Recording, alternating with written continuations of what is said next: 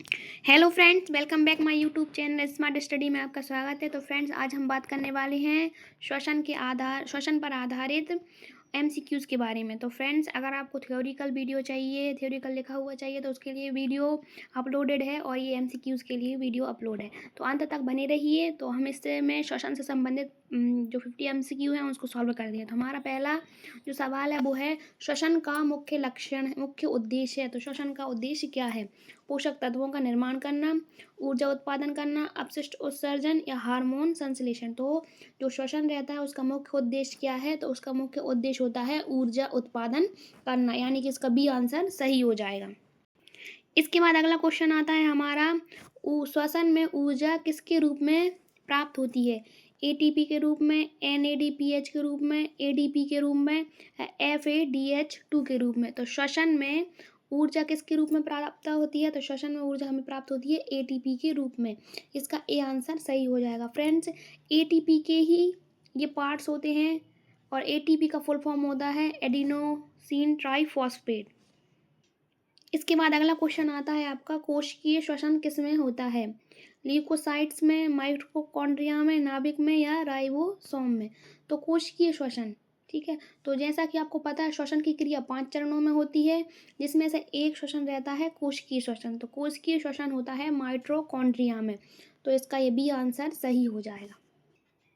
इसके बाद अगला क्वेश्चन आता है आपका, श्वसन के प्रकार हैं। तो श्वसन कितने प्रकार के होते हैं? बाह्य प्रकार का, आंतरिक एवं बाह्य प्रकार का, केवल आंतरिक प्रकार का, या बाह्य, आंतरिक और कोशिकीय प्रकार का। तो श्वसन कितने प्रकार के होते हैं? तो श्वसन होते हैं बाह्य, आंतरिक भी होता है, बाह्य भी होता है और कोशिकीय प्रकार का भी होता है। तो ये डी आंसर इसका सही हो जाएगा।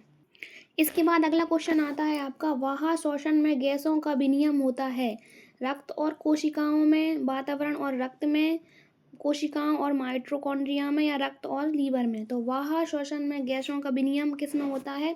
बाह्य श्वसन मतलब बाहरी श्वसन, यानी कि वातावरण और रक्त में। इसका भी आंसर सही हो जाएगा। इसके बाद अगला क्वेश्चन आता है आपका, आंतरिक श्वसन होता है। आंतरिक श्वसन किस में होता है?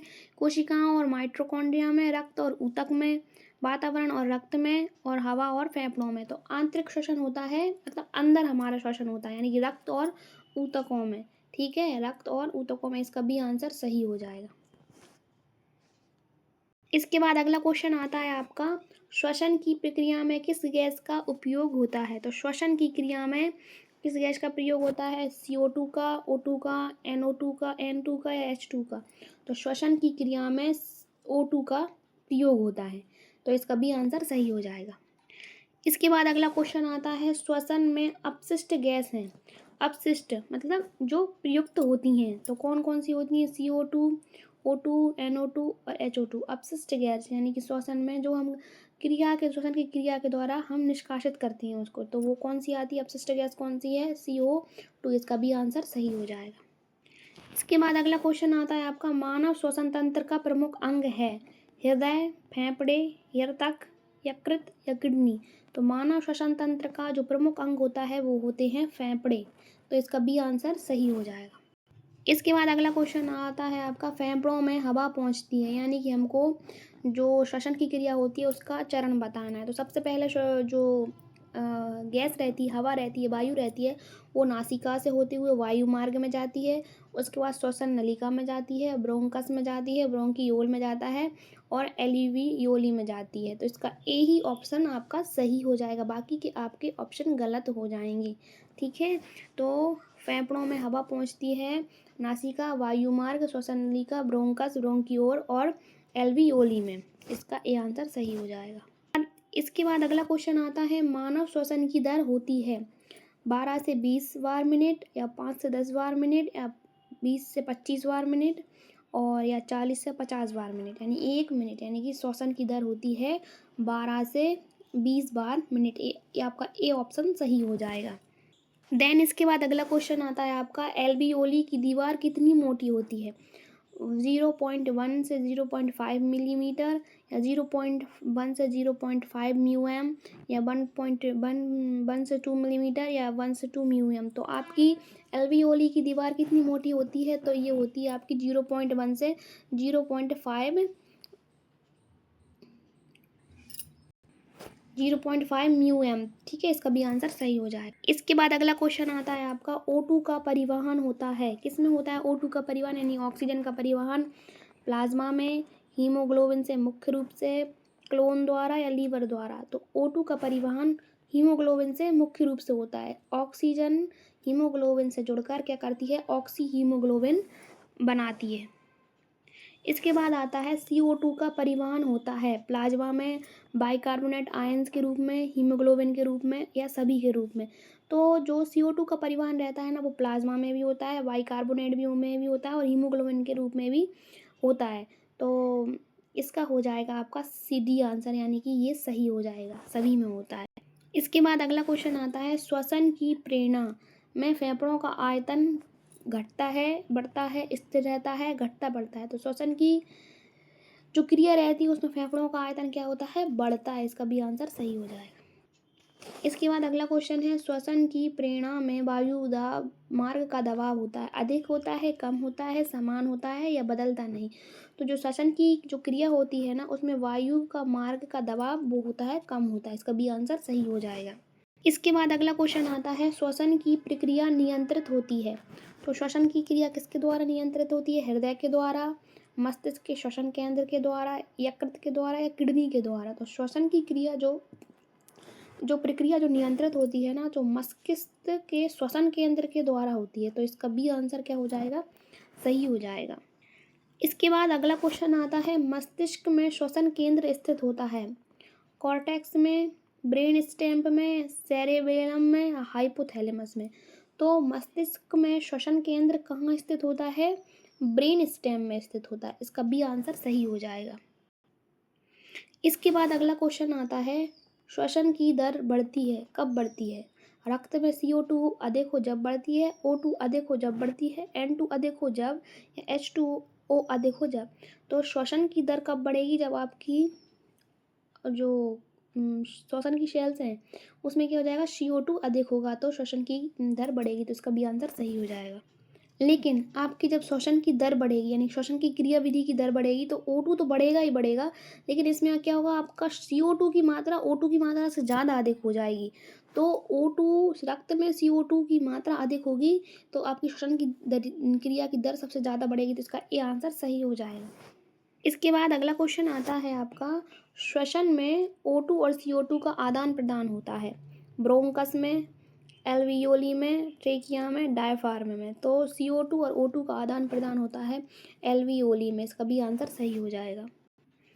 अगला क्वेश्चन है, हीमोग्लोबिन में O2 का संयोजन होता है स्थायी रूप से, अस्थायी रूप से, CO2 के लिए या कभी नहीं। तो हीमोग्लोबिन का ऑक्सीजन से संयोग होता है अस्थायी रूप से, ठीक है। अब हीमोग्लोबिन ऑक्सीजन से जुड़ता है तो वो ऑक्सी हीमोग्लोबिन बनाता है, एक ऑक्सीजन का अणु 4 हीमोग्लोबिन के अणु के बराबर होता है, तो ये क्या होता है, अस्थायी रूप से जुड़ा हुआ होता है, तो इसका भी आंसर सही हो जाए। इसके बाद अगला क्वेश्चन आता है आपका, कार्बनिक एंजाइम का कार्य कौन करता है, O2 परिवहन में, CO2 बाइकार्बोनेट में परिवर्तन हो जाता है, ATP का निर्माण या वसा का पाचन। तो कार्बनिक एंजाइम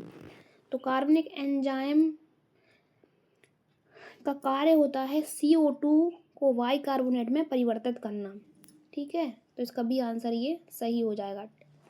यह क्रिया कितने में होती है, RBC में होती है, ठीक है, इसको कैलोराइड शिफ्ट भी कहते हैं।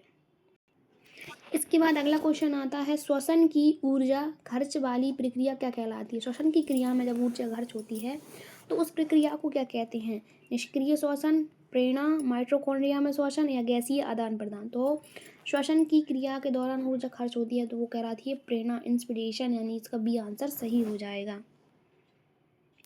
इसके बाद अगला क्वेश्चन है आपका, निष्क्रिय श्वसन कहलाता है ATP द्वारा संचालित, डिफ्यूजन यानी गैसों का फैलाव, इंस्पिरेशन या सक्रिय श्वसन। तो निष्क्रिय श्वसन कहलाता है आपका डिफ्यूजन, ठीक है, गैसों का फैलाव, इसका भी आंसर सही हो जाए। अब आता है, एल्वियोली में O2 का दबाव लगभग होता है 40 mmHg, 100 mmHg, 120 mmHg या 150 mmHg। तो O2 का दबाव कितना होता है, लगभग 100 mmHg होता है। देन इसके बाद अगला क्वेश्चन है, एल्वियोली में CO2 का दबाव कितना होता है, 40 mmHg, 45 mmHg, 50 mmG, या 100 mmHg। तो CO2 का परिवहन कितना होता है? 45 mmHg। तो इसका बी आंसर सही हो जाएगा। और जबकि O2 का हो रहा था तब हो रहा था 100 mmHg, इसका डी आंसर था। यानी कि O2 में 100 mmHg था दबाव और CO2 में 45 है। अगला क्वेश्चन है आपका, O2 अधिकतम संयोजित होता है। O2 सबसे ज़्यादा किससे जुड़ता है? लो हीमोग्लोबिन से, ऑक्सी हीमोग्लोबिन से, कार्बोहाइड्रेट में या प्लाज्मा में? तो O2 ऑक्सी अधिकतम किससे संयोजित होता है? ऑक्सी हीमोग्लोबिन से। तो इसका बी आंसर सही हो जाएगा।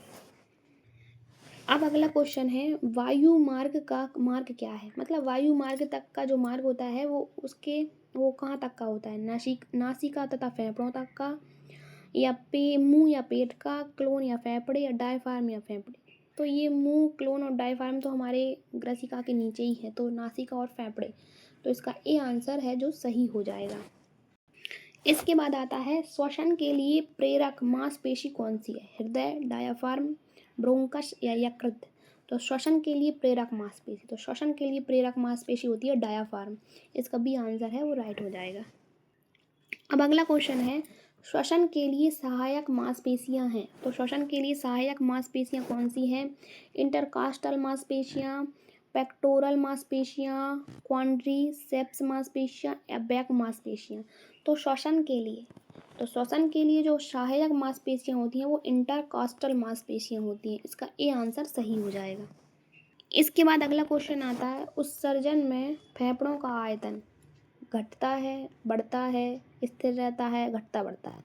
तो उत्सर्जन की क्रिया में फेफड़ों का आयतन कैसा होता है? तो फेफड़ों का आयतन घटता है। इसका भी आंसर सही हो जाएगा। फ्रेंड्स, जैसे उत्सर्जन की क्रिया करोगे तो आप आपके जो सीने पर आपके हाथ रख के आप गहरी सांस लीजिए, उसके बाद उसको रिलीज़ कीजिए, ठीक है? तो उसमें क्या हो रहा है, हमारा फेफड़ों का जो आयतन रहता है वो उसमें घट जाता है उत्सर्जन की क्रिया में।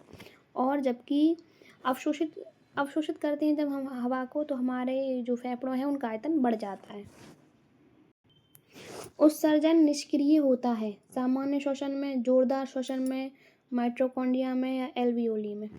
तो उत्सर्जन निष्क्रिय कब होता है? तो ये होता है सामान्य श्वसन में। इसका ए आंसर सही हो जाएगा। अगला क्वेश्चन है आपका, फेफड़े की सतह क्षेत्रफल अधिक होता है। फेफड़ों की सतह पर क्षेत्रफल कब अधिक होता है? वायुमार्ग के कारण, एल्वियोली के कारण, ट्रैकिया के कारण या ब्रैंकियोल के कारण? तो फेफड़ों की सतह का क्षेत्रफल अधिक होता है एल्वियोली के कारण। इसका बी आंसर सही हो जाए। अगला क्वेश्चन है आपका, श्वसन में O2 का आदान प्रदान तेज होता है, यानी कि श्वसन की क्रिया में CO2 का आदान प्रदान तेज कब होता है? उच्च दबाव पर, कम तापमान पर, एल्वियोली की पतली झिल्ली पर या बड़ी आंत में? तो श्वसन में O2 का आदान प्रदान होता है एल्वियोली की जो झिल्ली रहती है ना, उसमें जो दबाव से जो आदान प्रदान होता है उसके कारण O2 का आदान प्रदान तेज होता है। सी आंसर सही हो जाएगा। इसके बाद अगला क्वेश्चन आता है आपका, O2 की कमी को क्या कहते हैं? ये सबसे इम्पोर्टेंट क्वेश्चन। O2 की कमी, CO2 की कमी, O2 का दाब, CO2 का दाब, ये सारे आपके बहुत इंपॉर्टेंट क्वेश्चन हैं। तो O2 की कमी को क्या कहते हैं? हाइपरकेरेसिया कहते हैं, हाइपोक्सिया कहते हैं, हाइपरऑक्सिया कहते हैं, हाइपोक्रेस्पिया कहते हैं? तो O2 की कमी को कहते हैं हाइपोक्सिया, यानी इसका भी आंसर सही हो जाएगा। अब बारी आती है अगले क्वेश्चन की। तो CO2 की अधिकता को क्या कहते हैं? हाइपरकेसिया, हाइपोक्सिया, हाइपरऑक्सिया या हाइपोकेस्प्रिया? तो देखो, O2 को हम क्या कह रहे थे? हाइपोक्सिया। तो CO2 को हम कहेंगे हाइपरकेसिया। इसका ए आंसर सही हो जाएगा। अब अगला क्वेश्चन आता है, श्वसन गैसों का विनिमय किस सिद्धांत पर आधारित है? सक्रिय श्वसन पर, सक्रिय परिवहन पर, निष्क्रिय प्रसार पर, पंपिंग पर, ATP आधारित? तो श्वसन गैसों का जो विनिमय है वो निष्क्रिय प्रसार यानी डिफ्यूजन पर आधारित है। तो इसका भी आंसर सही हो जाएगा। इसके बाद अगला क्वेश्चन आता है आपका, O2 का अधिकतर परिवहन होता है प्लाज्मा में, हीमोग्लोबिन में, कोशिकाओं में या माइटोकॉन्ड्रिया में? तो जो O2 है उसका परिवहन किस में होता है? हीमोग्लोबिन से होता है। इसका बी आंसर सही हो जाएगा। इसके बाद अगला क्वेश्चन है, CO2 का परिवहन सबसे अधिक किस में होता है? प्लाज्मा में बाइकार्बोनेट के रूप में, हीमोग्लोबिन से, एल्वियोली में? तो देखो, O2 का परिवहन हीमोग्लोबिन से हो रहा था, तो CO2 का परिवहन होगा आपका बाइकार्बोनेट के रूप में, तो इसका बी आंसर सही हो जाएगा। इसके बाद अगला क्वेश्चन है आपका, श्वसन की प्रेरणा अवधि क्या होती है? 2 सेकंड, 1 सेकंड, 5 सेकंड या 10 सेकंड? तो श्वसन की प्रेरणा की अवधि होती है लगभग 2 सेकंड, ठीक है। इसका बी आंसर सही, ए आंसर सही हो जाएगा। फ्रेंड्स, अगर आपको वीडियो पसंद आए तो चैनल को सब्सक्राइब करके जाना, और साथ ही अगर आपको इन क्वेश्चंस की PDF चाहिए या ऐसे ही और क्वेश्चंस चाहिए तो आप टेलीग्राम चैनल को ज्वाइन कर सकती हैं, ठीक है। और अब अंत तक और बने रहिए वीडियो देखने के लिए। उत्सर्जन की अवधि होती है 1 सेकंड की, 2 सेकंड की, 3 सेकंड की या 4 सेकंड की? तो उत्सर्जन की अवधि होती है 3 सेकंड की, इसका सी आंसर सही हो जाएगा। इसके बाद अगला क्वेश्चन आता है, मांसपेशियों की मदद से जोरदार श्वसन क्या कहलाता है? सामान्य श्वसन, बलपूर्वक श्वसन, निष्क्रिय श्वसन या सेल्युलर श्वसन? तो मांसपेशियों की मदद से जो ताकत लगा के जो जोरदार श्वसन के होता है वो होता है बलपूर्वक श्वसन, इसका बी आंसर सही हो जाएगा। इसके बाद अगला क्वेश्चन आता है आपका, एल्वियोली की सतह पर गैस विनिमय तेज होता है। तेज क्यों होता है एल्वियोली की सतह पर गैस विनिमय? उसका सतही क्षेत्रफल बड़ा है इसलिए, या झिल्ली पतली है इसीलिए, या रक्त का प्रवाह अधिक होता है इसलिए, या इन सभी के लिए? तो एल्वियोली की सतह पर तेज विनिमय गैस का इसीलिए होता है क्योंकि उसका सतही क्षेत्रफल भी बड़ा होता है, झिल्ली भी पतली होती है और रक्त का प्रवाह भी अधिक होता है, तो इसका डी आंसर सही हो जाएगा। इसके बाद अगला क्वेश्चन है, श्वसन केंद्र किसकी जानकारी पर प्रतिक्रिया करता है? O2, CO2, H+ आयन या सभी? तो श्वसन केंद्र, जो श्वसन केंद्र रहता है वो किसकी जानकारी पर अपनी प्रतिक्रिया देता है? तो O2, CO2 और H+ आयन सभी की जानकारी पर प्रतिक्रिया देता है, तो इसका डी आंसर सही हो जाएगा। इसके बाद अगला क्वेश्चन है, हीमोग्लोबिन और CO2 का यौगिक कहलाता है, यानी कि हीमोग्लोबिन और CO2 मिलकर क्या बनाते हैं? Oxy haemoglobin, carboxy haemoglobin, oxy haemoglobin, कार्बनिक एसिड या बाइकार्बोनेट? तो ऑक्सीजन, CO2 और ऑक्सीजन, जो CO2 और हीमोग्लोबिन मिलकर क्या बनाते हैं? Carboxylic haemoglobin. और अगर हीमोग्लोबिन O2 से जुड़ता है तो वो क्या बनाता है? ऑक्सी हीमोग्लोबिन, तो इसका ए आंसर सही हो जाएगा। इसके बाद अगला क्वेश्चन है आपका, सांस लेने के दौरान वायु का मिश्रण कहलाता है? तो सांस लेने के दौरान वायु का मिश्रण क्या कहलाता है? शुद्ध O2 कहलाता है, आंतरिक श्वसन कहलाता है, बाह्य श्वसन कहलाता है, वायु प्रवाह कहलाता है? तो जब हम सांस ले लेते हैं तो सांस लेने के दौरान जब हम वायु का मिश्रण होता है वो क्या कहलाता है? बाह्य श्वसन कहलाता है, इसका सी आंसर सही हो जाएगा। इसके बाद अगला क्वेश्चन है आपका, माइटोकॉन्ड्रिया में ग्लूकोज का ऑक्सीजन के साथ विघटन होता है। तो माइटोकॉन्ड्रिया में ग्लूकोज का ऑक्सीजन के साथ विघटन होता है, तो यह क्या कहलाता है? बाह्य श्वसन, आंतरिक श्वसन, कोशिकीय श्वसन या निष्क्रिय श्वसन? तो माइटोकॉन्ड्रिया में ग्लूकोज का ऑक्सीजन के साथ विघटन होता है तो यह कहलाता है कोशिकीय श्वसन, इसका सी आंसर राइट हो जाएगा। अब अगला क्वेश्चन है आपका, CO2 का अधिकांश हिस्सा परिवर्तित होता है कार्बनिक एसिड में, बाइकार्बोनेट में, हीमोग्लोबिन से या एल्वियोली में? तो CO2 का अधिकांश हिस्सा किस में परिवर्तित हो जाता है? तो वो होता है बाइकार्बोनेट के रूप में, इसका भी आंसर सही हो जाएगा। इसके बाद आता है, श्वसन और गैसों के विनिमय में ऊर्जा की आवश्यकता होती है। सामान्य श्वसन आएगा, इसको हम सामान्य श्वसन कह सकते हैं। सामान्य श्वसन में श्वसन और गैसों के विनिमय में ऊर्जा की आवश्यकता होती है हमेशा, या डिफ्यूज़न द्वारा, ठीक है, इसको कभी नहीं, या केवल उत्सर्जन में या केवल इंस्पिरेशन में? तो श्वसन और गैसों के विनिमय में ऊर्जा की आवश्यकता होती है डिफ्यूजन द्वारा, इसका भी आंसर सही हो जाएगा। फ्रेंड्स, वीडियो के अंत तक बने रहने के लिए थैंक यू। और जैसा कि आपको पता है कि आप इस क्वेश्चंस की PDF के लिए आप हमारे टेलीग्राम चैनल को ज्वाइन कर सकती हैं। आपको टेलीग्राम चैनल की जो लिंक है वो डिस्क्रिप्शन में मिल जाएगी। Thanks for watching.